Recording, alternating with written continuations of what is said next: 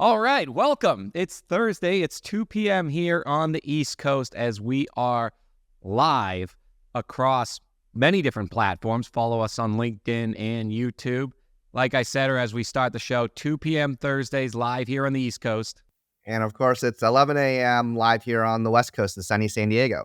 Just got the push notification that it's happening. So if you're on LinkedIn, and like we say, you're probably in the higher leadership level of mortgage, whether you are at the C level at the corporate office or you are a regional branch manager. And we will talk on today's episode how on the retail side, there are multiple layers of leadership.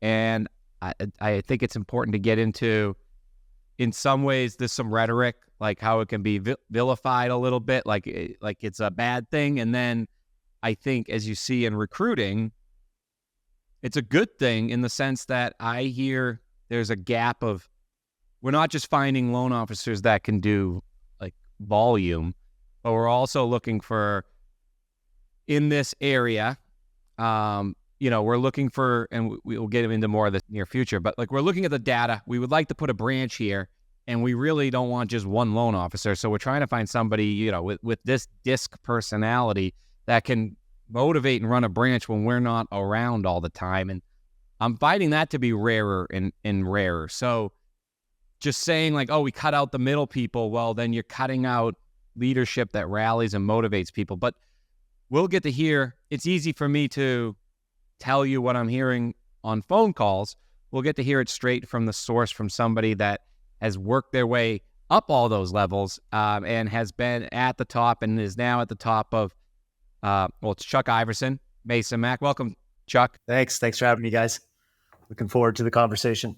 I had an epiphany not too long ago that I would talk about how long, Mason Mac has been in the industry. I think that talks about staying power, but it also talks about how many of the disruptors that we talk about on this show a lot have trouble with the cyclical type of business this is, and probably the 80-20, which we'll talk about a little bit on usage, volume, adopting, production, that they come in and then they sometimes don't stay. And that's how you get a lot of these well-known companies that say, keep coming in here, disruptors. You'll find out compliance rate, whatever it is, it's harder than you think. So do you want to just give us a quick background of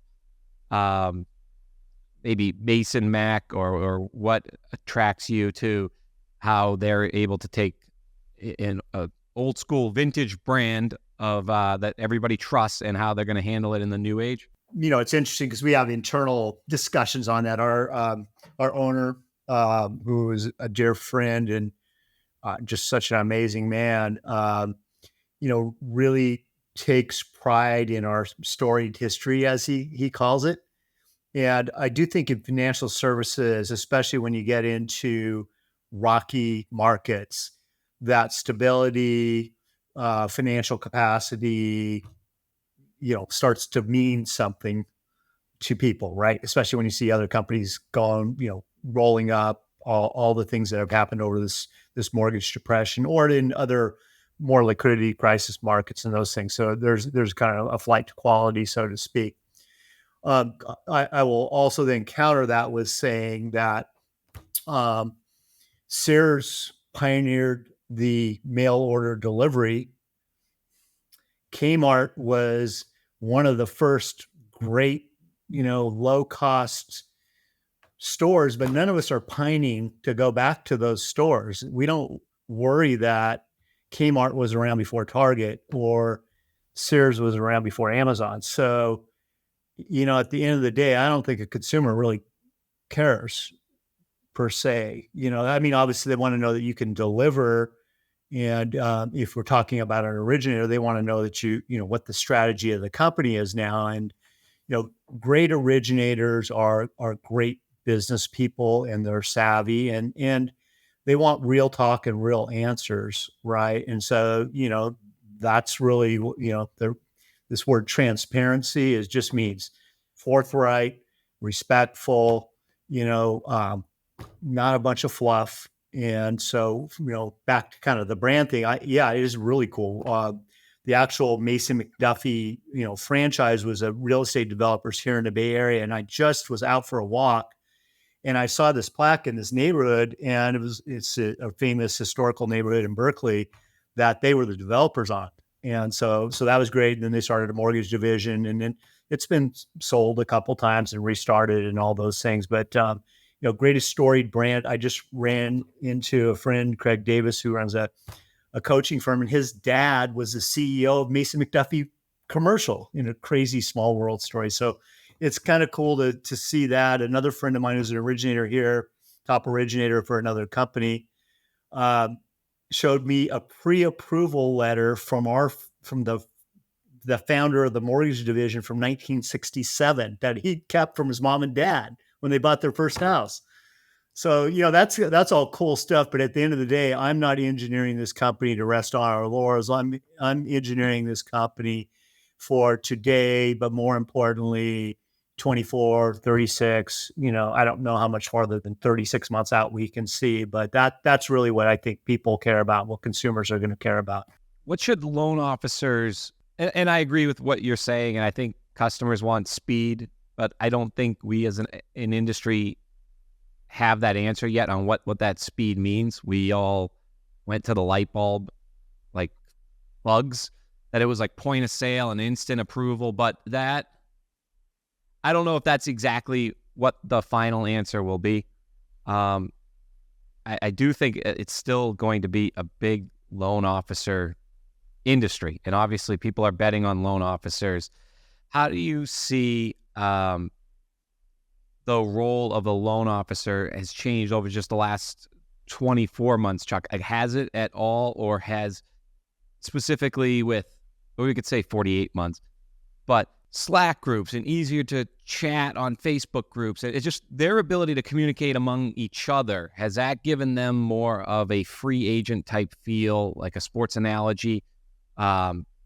It just socially, the players now seem to have more power than ever in sports. Is that the same coming? It appears.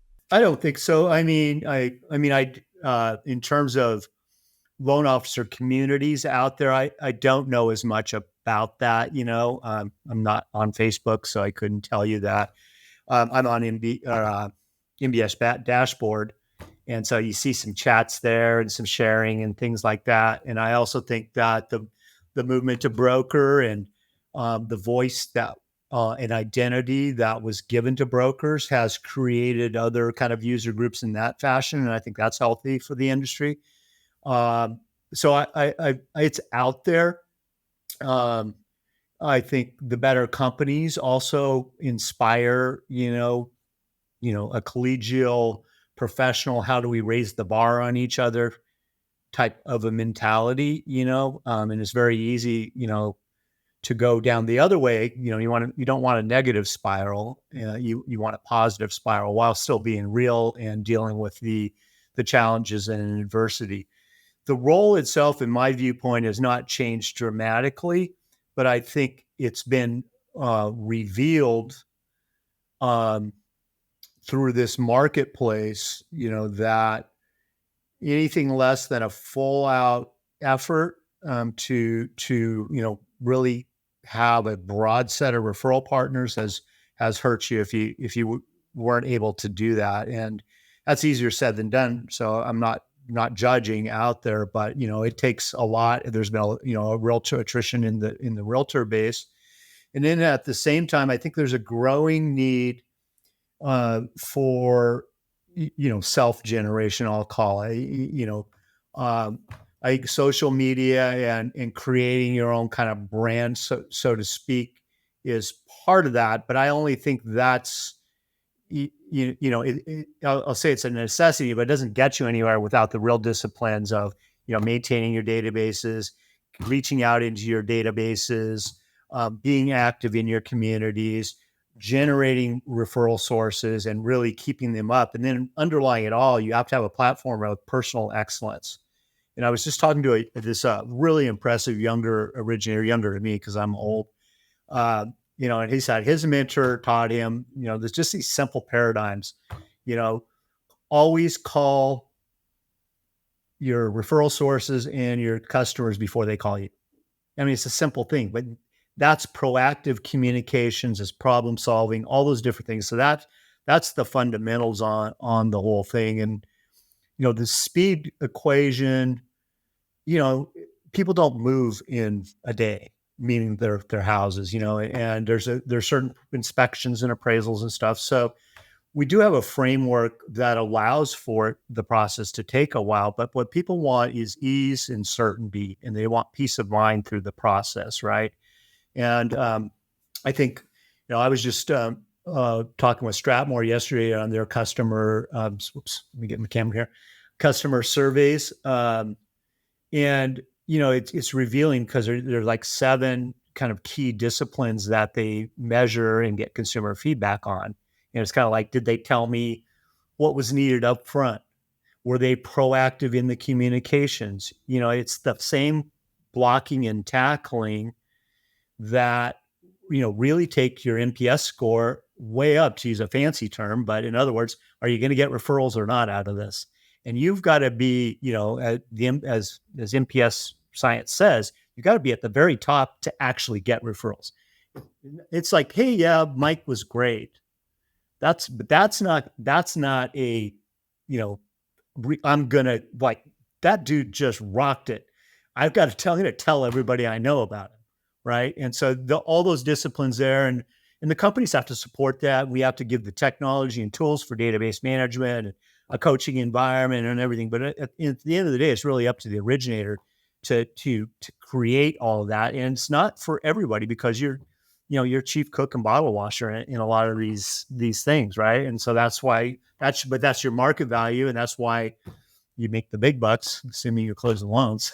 So if you're an originator and you're chief cook and bottle washer, the common thread of success in mortgage origination, so that you're not commoditized as a retail originator, has been really doing what you just said, as that younger originator was doing, just making the phone calls first, making the meetings first, making the emails first, and most importantly, staying in front of that consistently, so that you're always first, right? Because just like inside of any type of race, you can fall behind and get out of first really quickly.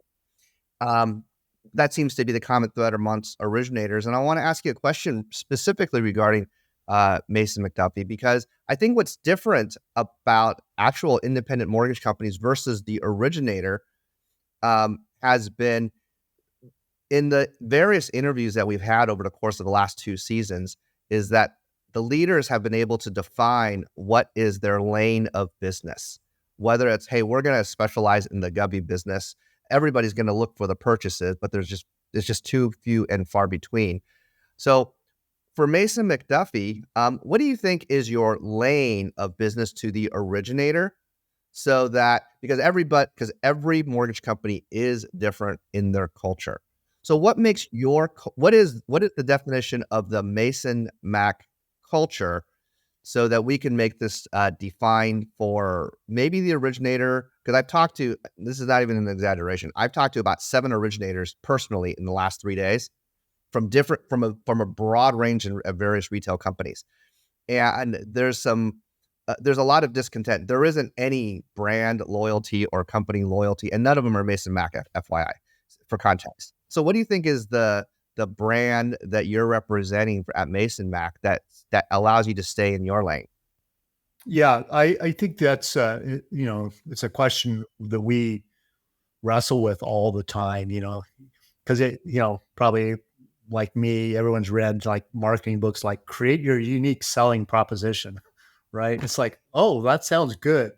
But we're fairly commoditized. Let's be honest about it, and I think you have to be real about that. But there's a certain composite of competitiveness that you have to bring, and your model so if it's price, product depth, technology and tools and those types of things, where does it kind of sway within that target? And so you could, for example, you could have every single tool, live coaching for folks, business development folks for their loan officers, on and on and on. But you're not going to be that sharp on your price, or you're going to lose a bunch of money, right? And so that's one. So then maybe that's up in this quadrant, right? So I believe price matters. And so we have to be as sharp in that as we can. And when I talk to originators, of course this is a subject of kind of definition, but most people, they want a fair price. They want a price they can compete with, and they understand that on a given day, you're going to get beat on a transaction, and part of that could just be timing. But for us, I think that's really important for us to stay competitive, and to stay competitive every single day on prices. We're in the Bay Area, and just like your market, Mike, in San Diego, it's really hard for originators if they're kind of in these high cost markets, because the depositories right now just have product and price we don't have. It's just the way that it is. And I think as an originator, you got to figure that out. If you can be in the Bay Area or San Diego, and you can get a diverse set of referral sources, so that you're getting maybe you're going out into the valley a little bit, and you're getting some conforming and some govy loans and some of those things, then an IMB can work for you. Otherwise, like, move to the cheese and bite the bullet and go work for B of A. You're going to hate it, but at least you're going to make a living, right? So anyway, for us, that's a component. I believe that if you're in a purchase market environment, you need to have the high percentage of loan product for you, because you cannot say no to your referral sources very many times. You can't lose on price. I mean, you can have a great relationship and they'll think you're a great relationship, but you'll start getting questioned if the second, third referral that comes back to them and said, God, Mike's a great guy, but his price is too high. Or, I don't have this housing finance program. Well, man, I can't, give you referrals because of that, So, we bite the bullet, and we're in almost, every state that we have branches, we're doing the high housing finance programs. We're kind of all in on that. We certainly, specialize in all the government lending products. We're a great conforming lender. Would like more of that, of course. We skinny down both our non-QM. I think some companies will look at that like the old Alt-A days, and they're going to make high margin on that, but it's not really that high a margin product in my viewpoint. There's a lot of jumbo loan amounts in there, and there's a lot of broker sources, and we offer brokering out to our originators, but I price our loans and I look at the broker sources, and I try to keep it competitive, to keep it in-house, not because you have to, but because it's competitive truly to the consumer. And so, I'm just trying to make sure that we've got good product depth across the board for you to continue to earn and win your business. And yeah, we do want to be a purchase lender, because that's at the end of the day, and it's so trite, that's your bread and butter and that. But if anything's been proven in this market, is like, yep. Now, I think that the company and every company has to prepare to scale and to take advantage of refinance business, and hopefully earn back some of the capital that we've lost over the last couple of years.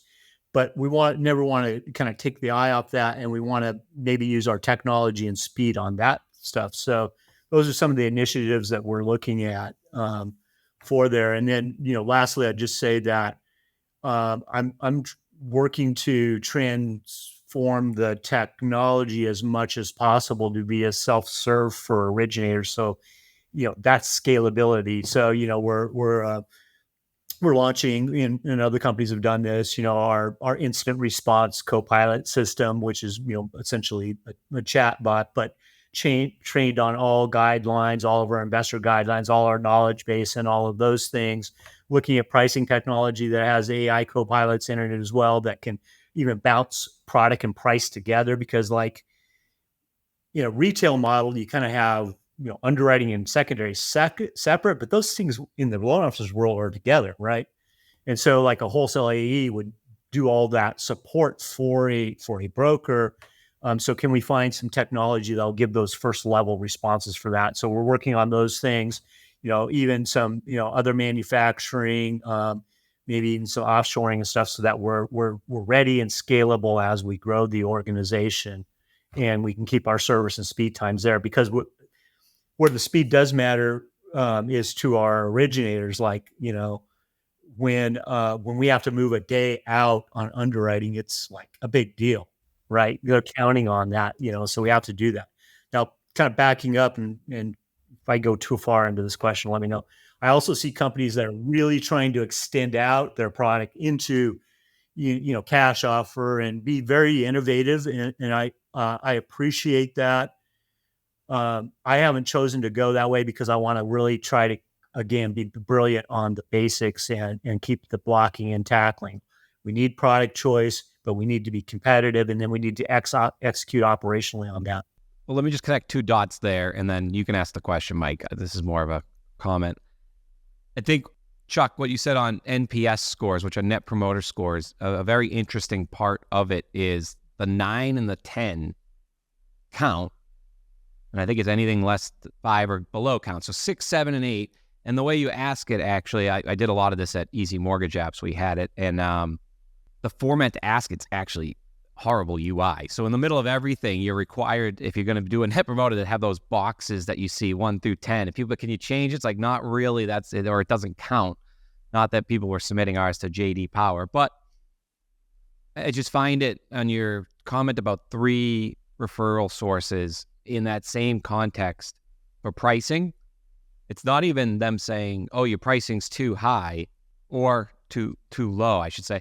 Like that 6, 7, 8 is just status quo. So when they refer it, if they don't hear, oh, actually, Chuck Tom's was the lowest, they hear that 3 straight times, that's a 9 and a 10. And if they hear, oh, it was way too high, that's a 4, 5, and 6. So it's very, I guess what I'm getting at, very hard to actually win on pricing, because you don't get any credit for being competitive in that, and you're all going back to the same GSE type pricing. So just wanted to kind of connect your dots there in a great point, that the places you are going to win are more on product set and having your loan officers know how to react to realtors and say, we're not going to leave any referrals behind. And we also have very competitive.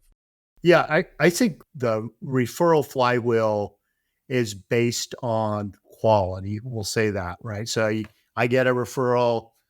At the end of the day, I'm rated on the quality of the experience, especially the end of that experience. And then that gets me more referrals, which that's the flywheel effect of the whole thing. The conversion of it is price and product and sales acumen. And maybe some upfront technology too, so that the experience is easy. I think that mortgage advisor tools like Mortgage Coach, for example, are important, so that you're in that trusted consultant kind of mode as much as you can be, because you have some people who are like, look, dude, I've done 27 loans in the last 4 years, and I've got my PhD in engineering, so could you just cut that and let me, what's your fees, right? So you have that whole spectrum of people out there. But you know what I mean? The quality referral, what gets you the at-bats is that experience that you're talking about. But then you've got to convert when you get a new lead. And so that is price, and that is, your skill set to convey your value. And then of course you have to have the product set for it and those types of things. So it's kind of those two things, but it all works together in unison on there. And I think that companies need to really look at themselves and how they can get better and be realistic about it. And that includes me, because I don't know that the CEO level that many people really, like myself, and I'm sure hopefully some of my law officers are going to call me right after this. Well, dude, let me tell you. But I try to stay engaged with them, because it's really easy to get disconnected from reality on that. But I also think in the loan officer world, and loan officers, I'll say this to you with deep respect, it's easy to look at your employer or lender on the results, but you're the key component of quality experience. And unfortunately, you don't have a mirror in that, because your consumers go, oh, thanks, it was great, right? But like, how did you really do on these things? And that's why we're we're interested in obviously getting feedback on our technology and our process, and hearing from our loan officers, because they're so shy, it's hard to drag out opinions from loan officers on how we're doing, but also like, okay, was I proactive? Was I consistent? Did I meet their expectations? Did I make sure that the fee structure at closing was correct? And did I communicate that to them? And next level thinking, I did all that. Did I tell my referral partner that I did all that prior to closing too? Like, hey, Mike, just so you know, I've went through and I've made sure everything balances out to what was originally set for expectations. And I told our client that and got their approval on the whole thing. And so, we should have a nice, smooth closing. I really appreciate, I know in the middle of what you were talking about seemed like it was long to you, but the part I really genuinely appreciate is the thread of continuity of you as a leader for the Mason Mac brand. Number one, because you're on the West Coast and you need to have more product mix because it's so much more competitive for the originator. The originators in the Midwest and on the East Coast get 100% of all of the benefit of your leadership of looking at all those products, because if you're concentrated solely on price, you're going to lose a lot of times, because there's always someone cheaper in the marketplace in any trade, not just mortgage, right? And so the dedication from in your leadership currently, look, whether it's in the non-QM space or whether it's in the Govy space, or whether, and you said you're looking for more conventional, and in the past Govy was always more profitable than conventional, but I think your dedication to looking at various product is very good. One of the things that you also mentioned is not only are originators looking at their scores on that Stratmore index, but also you're looking for feedback. I think that the type of, because Mason Mac has met through a few derivations this last half century of ownership and leadership, but not just that, but you can tell the history. Oh, look at this prequal. Oh, and look at what the changes that we've had here. You know what? Yes, we've had several owners, but you know what? You don't get several owners or having other people wanting to buy a product unless there's something to want from it. And I think that from an originator's standpoint, if I was looking to say, you know what, no one's ever told me that this company has always been wanted. They're always looking for, well, maybe this XYZ was a servicer, and they're just looking to get bought out again by another institutional FDIC and bank or something like that. But I think that your leadership has shown that you're given to product, you're given to service, and I think that it's not spoken enough at the leadership level of how much dedication it is. I think that originators look at it and go, oh yeah, they're just talking about themselves.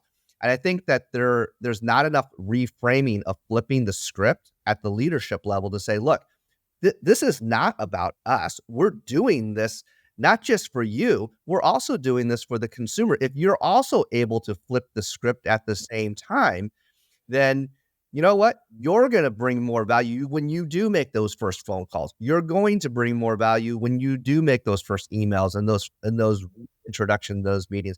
And I think that's what I'm hearing from you, because you're not just doing this and looking at product. You're also looking at this when you're talking to support staff. And right now, there's a potential of newer or lower interest rates coming. And we don't know if that's going to bring in more purchase business or more refi business, because there's so little at this past year and a half. But what you're bringing to the table in looking for better profitable outlets for your originators on the West Coast can only translate into the same type of better outlets and more profitable outlets also for your originators on the Midwest and the East Coast. So I really appreciate that you have to that you're going down this path of looking at product. How are you doing that? You touched it very briefly in your last comment. How are you doing that at an ops level?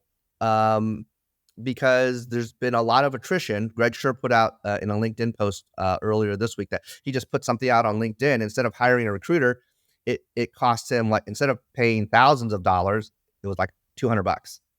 So from an ops level, what are you doing so that it also translate that internally, so that ops level, whether it's a processor, funder, Dr. R or whatever, capital markets, so that it translates into the same type of, hey, we're doing this not just for you as originator, but we're bringing aboard more people, or we're changing our culture, or this is what are you doing for ops, so that the originator can feel that internally, and that translate into better service, so that the originator can also provide that service when they make those first phone calls. Well, first, I was very blessed to get this job. It's been 3 years now, and I wanted to run a company. I mean, it was on my path, and I got this opportunity. So I didn't come in and vet every aspect of this organization by any means. I met with Mukesh, who's our owner, and we just clicked because we first and foremost believe in a foundation of respect, and so that's kind of our non-negotiable, right? That's our platform, and that's our non-negotiable. And I have a very deep definition of that, because to me that means being accountable, and we have to be accountable to each other, because it's not enough just to use the right language. Your actions have to align and be respectful at the deepest level, and that's the culture that we're embracing here. But there was some tremendous folks at this company, and they're still here, and the bulk of our leadership team was already here. If anything, we've just kind of huddled up together, and I'm definitely we firmly have the loan officer and the consumer as our customer and our customer focus, and we're designing our platforms. I believe kind of platform as a service as a metaphor. It sounds a little cold, but let's face it, loan officers are portable, right? And meaning they can take their business, and they're looking for the best platform. And so that's what we've tried to create. And we have currently a high touch environment. Stuff's closing, stuff's being changed right at the closing table, and our people are scrambling to make it happen. But that's kind of what top producers need, because you start closing 10, 15 loans a month, you're going to have stuff that changes in it. And if you look like a hero in all these deals, that's what gets you more. So I don't want to lose that, but we've just kind of really fostered and fanned the flames. But our leadership team, our operations leadership, and our operations staff members already wanted to do those things.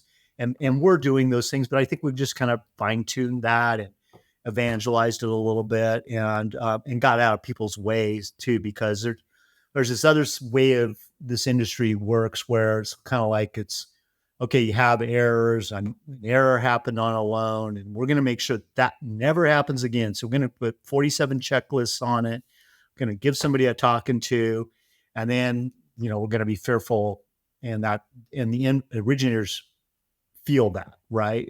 And also you pay for it, because now you've added a process on every single loan, on that one investor, and I won't throw any investors under the bus, but I could, that, stipped or made you buy back a loan. I think that's it. But that's been a great success for us, and we've been able to grow the originator base. And unfortunately, it's just been a really, really challenging market to get here. But I feel we're in a good position. But now it's making sure that we can cost effectively start creating some better customer experience tools that are scalable for the future. Do you think the lenders have a great answer? We even got a comment. I'm sorry, I got something in my eye. Do you think there's a responsibility to try and create inventory as a lender, or just do you see in the future getting more into some commercial space where you're helping with more multifamilies to create that rental flow into single family? Or do you think it'll always be what it is today? Like the 1 to 4 unit is the mortgage industry. We are, you have to know where you are in the food chain, right? And so we're an originator, right? We don't create secondary markets. We take advantage of actually what you could consider to be a socialized secondary market. Fortunately, there's a capitalized distribution system on there. I mean, Stan Middleton says, for God's sake, we got 30-year fixed mortgages. Nobody else that's subsidized. Nobody else on the planet has that, right? So we have to basically just be as good as we can within that product set that's out there. Now, I have so we have broker sources and we have referrals set up for multifamily, 5 to 8 units, fix and flips, and there's some great investors out there that we can partner with. And I'm not doing that so much as a revenue source for our company, but I want our originators to be successful. And, I may not care about a 5-unit deal, but that originator, if they can get a $10,000 paycheck, really cares about it. And as long as I'm not putting my company at undue risk, which I have to really look at that with all these agreements that we have to sign on the whole thing, then I'm all for it. Or, some of my buddies are in commercial and SBA referrals and stuff like that. So you run into those things as an originator sometimes, and we've had some people get to take advantage of those. So I'll do that, but we don't define markets. We're not going to innovate product per se. We just have to have our eyes open and look to play offense on behalf of our company and our originators as much as we can. This is a general question. Do you think there should be more owner-occupied loans or more non-owner-occupied loans given the current state of the market? General, I know. Yeah, I don't. I really don't know. I did see something that non-owners are way up, but I think it's a function of it's an economic function really, and it's capital markets and capitalism at work. So if rents are up and prices are down in a certain marketplace, then maybe more of those homes are going to go that way. I don't fundamentally think I think that's still shelter for people. And so I don't view one bad or good. People need places to live, and so I think landlords are demonized, and I think that's I think that's horrible. I actually think it's horrible, the demonization of business and landlords. Yeah, maybe there's some slumlords out there and they've done something bad. But, look, at the end of the day, people are putting capital at risk and they're risking getting sued and doing all that so people have a place to live. That's a great product. That's a great service that business owner is providing. So, now when private equity gets involved in all this, it's a lot easier to, to shame the mega corporations and all those other things. I won't comment on that. It is what it is. I'm a fan of capitalism. I do think it has to be kept in check, but at the end of the day, that's what makes the world go round. And I'm old enough to remember what the Soviet Union looked like, and it's not pretty.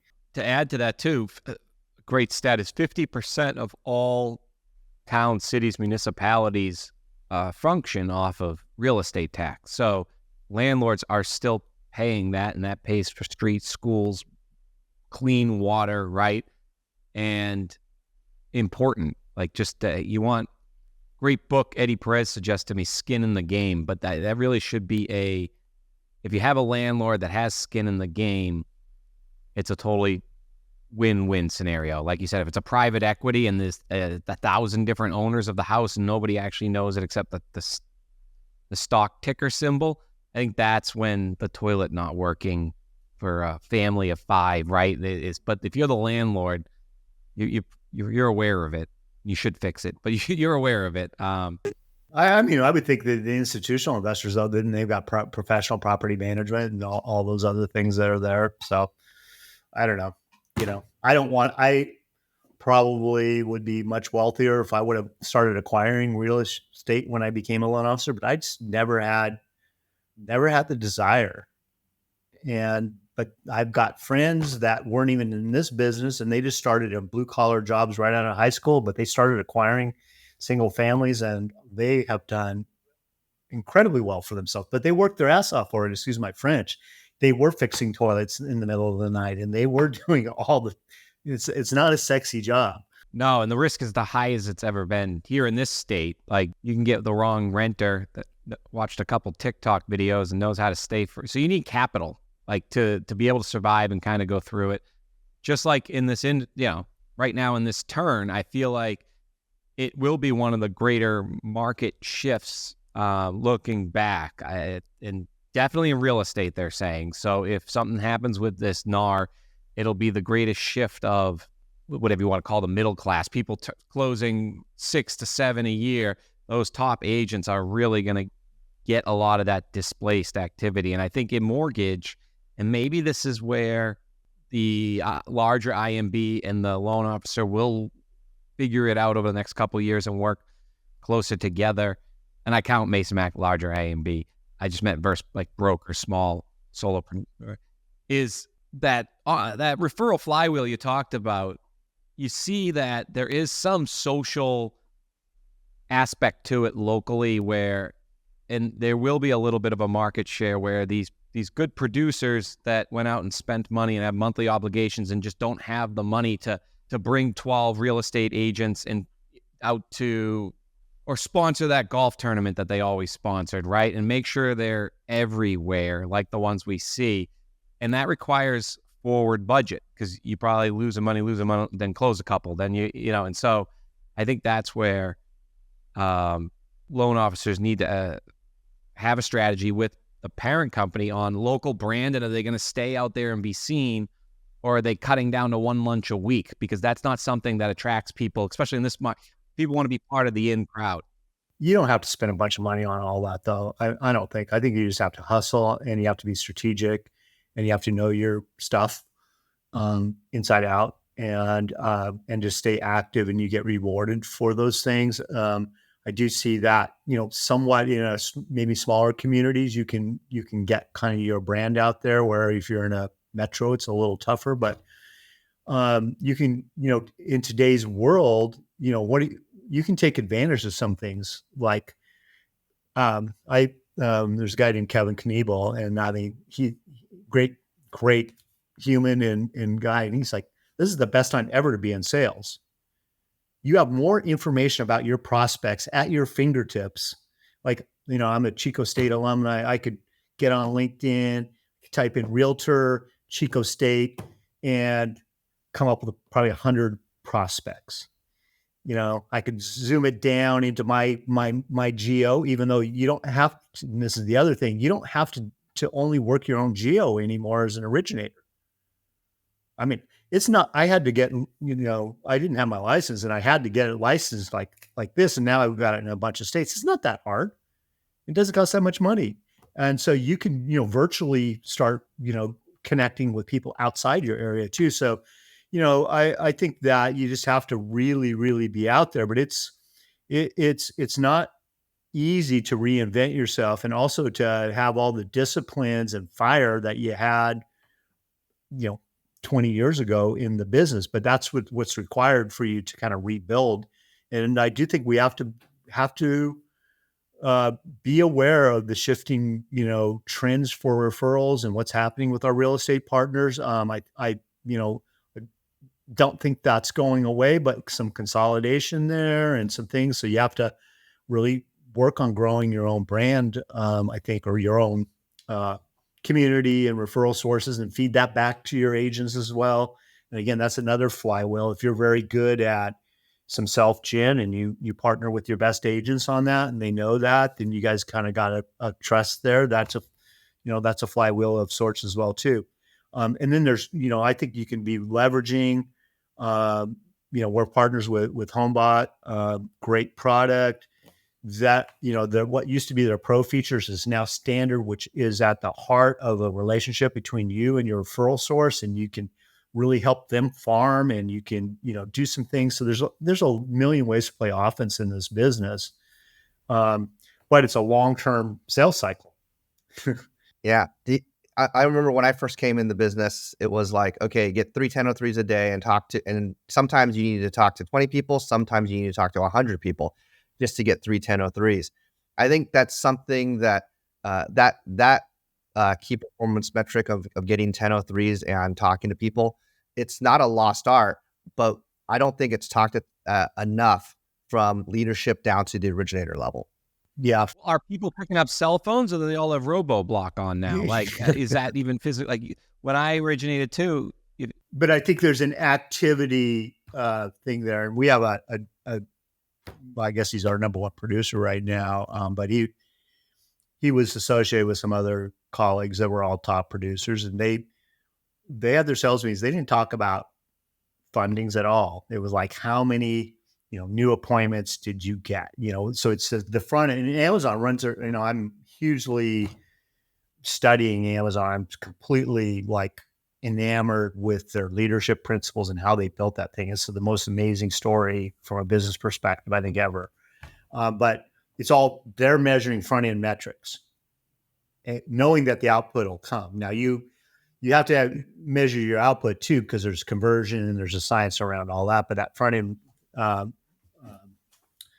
end metrics are important, and it's been one of my kind of love-hate relationships with social media, because there's a whole cottage industry, so to speak, in our world that that really gets LOs feeling like they need to be doing that, they need to be out there, they need to be doing that, investing in it. And there, of course, there's a whole, I kind of want to do video and all that, and I'm not anti that. But I will tell you, I think it's virtually meaningless if you don't have other like true sales activity disciplines on top of it. Yeah, 100%. I mean, Mike and I, and we're going to be coming out with this just quick PDF to help loan officers, so we can connect more with loan officers on how to create a podcast. Like, here's all the secrets that we learned. Because I think what video does great is people get to know you without actually ever like really meeting you, so that then when you meet them in person through these top of the funnel activities and techniques, that we're both kind of saying the same thing, but you're either making calls in your niche. If you're active at the local football game, right? And so doing, like you said, our peers and like getting them on these certain type of, I don't know if it works for everybody. I don't know if people feel that story when they constantly see you do all these, like, here are rates today, right? But you should have a podcast about the local, regional, whatever, real estate. You should have more videos about just real estate. And then when they meet you, you act on that activity. Hey, let's get a coffee. Let's get a follow-up. I think that would be more, but it comes back to just doing it. That's what our whole thing's going to be about. Like, we've seen more success in week 53 than we ever saw. And when we started tracking or feeling guilty to guess on how many people showed up for the live show, we could have easily gotten our own head. So that's, I guess, where you need the Chuck Iverson is whatever you're doing, it's why you shouldn't, solopreneurship isn't for everybody. Broker isn't for everybody, because it works in the moment. But a lot of these don't pay off till week 52, week 53. And that's where you need that motivator to say, hey, I recognize you've done whatever it is, any activity, 52 weeks. That's not easy. It's going to pay off. And you'll know about it when you walk into a room somewhere and somebody says something you didn't even know they followed you, watched you, went to the bus that you're on the picture of, whatever that is. Don't stop anything after week 4, or you're just going to be wasting your money. Yeah. So, I mean, it is hugely important. And I was thinking about Instagram Reels and these bite-sized educational things. And certainly with Gen Z, it's a way that they get educated. And so you create your brand out there. And ultimately that can generate leads, but you have to be feeding kind of your referral sources and taking all those activities that I'm talking about as well too, coming up with, and I don't know what it is anymore. Are you going to open houses? Are you stalking people and asking for virtual coffees and trying to create value to them, bringing new strategies to them? But you have to be talking and actively going after folks. But at the same time, maybe that's just to engage them on your Instagram channel so that they can follow you. And maybe there's that. So it's, the marketing, we'll call social media, and all the strategies around that, whether it's a radio show, whether it's a podcast, whether it's your Instagram feeds, whatever it might be, are there for conversion. So increased conversion, right? As well as then ultimately more leads. And so again, it all fits into this overall funnel. But this isn't new. I mean, I remember going to a Joe Stump by referral only seminar long ago, and he really the underlying hypothesis was you do such a great job that you only take deals by referral, right? But then, you had pillars of your business that you approached, and so I don't think anyone's ever really advocated being a kind of a one trick pony per se. So but you have to work all those different things. And now we have new tools that we can market ourselves as originators without buying billboards, and showing and displaying our knowledge, our professionalism, our consistency, to your point, and then use those for conversion and new leads. You mentioned Joe Stump, because I've been to a number of the main events with Joe Stump as an originator in the past. I remember one of the stories he would say is, if you're taking bread to a park to go feed birds, right, and you say, "Here, birds, come and get the bread," and they're like, "We don't speak English," right? Birds don't speak human. So, how are they supposed to know? The only way they know is if they see you doing the action. And I think with the NAR settlement that's recently happened, and not knowing where, what is the current role, how buyer's agents are getting compensated, or who the next newer referral source is going to be, does that language need to change? And how, and just in a generalized opinion, because a lot of us really don't know, what is that language that I'm going to use the bird or the consumer needs to hear, so that the originator can have the right food, the right language, and the right calls to go bring in the birds and as a result bring in the leads? I'm not sure I 100% understand the question. What does the originator need to do so that they can have the right bird call? In other words, because if you're chasing after buyers agents today, not knowing how their compensation is really going to be, and not knowing if it's going to be more listing agents that you have to chase after now, because of the way that the NAR settlement is supposed to not pay out the buyer's agents. Yeah. Well, first I would just say that, it'd be an interesting demographic study to see how many people consider themselves buyers only agents and how many listing agents. Cause my experience is most agents, they'll deal with buyers and sellers. So I think that's one thing.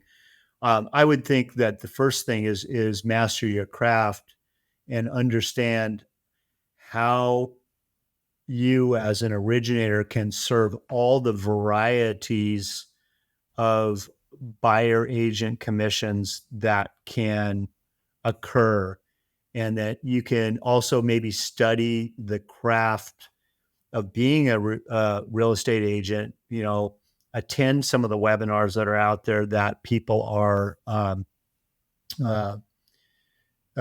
putting on how you could help offer maybe some value to those things. So I heard a really good example by an executive of a real estate, brand, national brand, and just said, we've been doing, listing presentations forever, right? And so this is the same thing. You should be presenting a buyer presentation to your buyer about services that you're going to offer. But as lenders, we want to support that. Maybe we could create slides around that, but we can also educate all our referral sources on all the variances, how we handle it, how it works into, seller concessions or not, and take some of the fear out of that. And also have a way of saying, I got your back no matter what. And I'm your Huckleberry. Love it. I think in general, the NAR piece it's not finished yet. So it's hard for everybody to invest all this time, and you don't know the answers yet. But you almost need to say, hey, the day this does come out, we will be meeting at 9 a.m. the next day, right? And no excuses. You're going to almost have to have a doctor's note not to be there, because that's when we're going to put the shovel in the ground and we're going to start. And if we spent 5 hours on that day, better use of our time than wasting 35 hours on hypotheticals that never ended up coming out. And I feel like that's where we are right now. And the best thing you can do is just support the buyer's agent, because you're not going to win, maybe on our show, because we talk real talk and some things like that, but you're not really going to win not saying why buyer's agents are needed and why they're a better, the system worked and protected people, and it just worked. And I get why the new system's out, though. I think Jeremy Potter said it best. It's between title insurance, loan officer, buyer's agent, seller's agent, state government, federal government. Everybody's getting a percentage of the actual price that has risen so much. It's not like they're getting fixed fees. And then if people are selling houses every 3-4 years, and this huge commission piece just keeps getting pulled out of it, that I think that's what they're trying to. It will always try and stop moving forward, or that's where you'll see problems, and that's why everybody's getting picked on a little bit. Well, these things will shift too, depending on the markets. How negotiate. I mean, we're all essentially. The buyer's commissions have been priced in.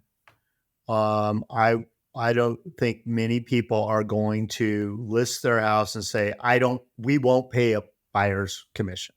I think that if I was a listing agent, I'm going to sit there and I'm going to say, look, we're going to take all offers, and some offers may come with a buyer commission and some may not. But what you care about, Mr. Seller, is that net bottom line there. So let's not worry about all those things. Let's get the funnel as wide as possible to get the maximum amount of exposure and offers to you, And so, what does that look like? I don't know, and I think that there are some houses maybe that, are more cookie cutter. In my neighborhood, man, my buyer's agent was awesome. And so deeply knowledgeable about all the issues, and we're on a hill. I mean, there's a lot of different things, and not only that, then she negotiated on my behalf, and she negotiated harder than I probably would have. I think the other shift is that no one's talking about is we've always been in an up and down market. So to overprotect one side, then there's a crash and the other side happens. It's just like the discount brokerages, help you sell and all those things, what I mean? You get into extreme sellers market, and sellers are tempted to do FSBO. But or FSBO with the co-op, right? So this has all been there, but then, the market softens a little bit, which, I arguably is better for buyers. I'd like to see it where buyers have a better shot at these things. You don't have to come in with an all cash offer or whatever it might be. Then there's more negotiation out there. So, but ultimately you can always raise the price, but it has to appraise to cover costs and do these things. And it's just a negotiation in my viewpoint. And that's why we have to normalize it. We have to be the subject matter experts as the mortgage lender. We have to understand how contracts are out there. And I think loan officers should be out attending their local, association of realtor meetings. I mean, they're talking about this all the time. That's where your people are there. And the only other quick advice I have is you got to love your customers. I've scratched my head from day one when I got into this industry and kind of heard negative talk about realtors from loan officers. I'm thinking, well, this realtor just, calls me all the time. They want to know what's going on with the deal. I'm like, yeah, it's their reputation. It's their mortgage payment. They care. And why do they have to call you? That couldn't be more true. It's like when we do these local get-together networking, I was meeting with a real estate group, or a leader of it. I said, it'd be great to have some agents there because that'll get the loan officers there. And she was like, yeah, as long as they understand that they could talk to us like humans and not like they're all going around us for a deal right away. And that's what they look at us as. So it's, both sides looking at each other, and it's a little disconnected because I think both people just want a stable partnership. And I think that gets lost based on whichever side's a little bit more stronger on their biasness towards an altered reality. The reality is they both want to work together because it's hard out there, and it's certainly easier if they're on the same page sharing time, among other things. Yeah. I just think that from a mindset perspective, it's healthier for you to hold a positive image in mind of your target customers. Mason Mac, positive mind, positive image. Oh, that's a great way. take us home, Michael Zhao. Appreciate your time here, Chuck. Yeah, this was great. We didn't even take a breath.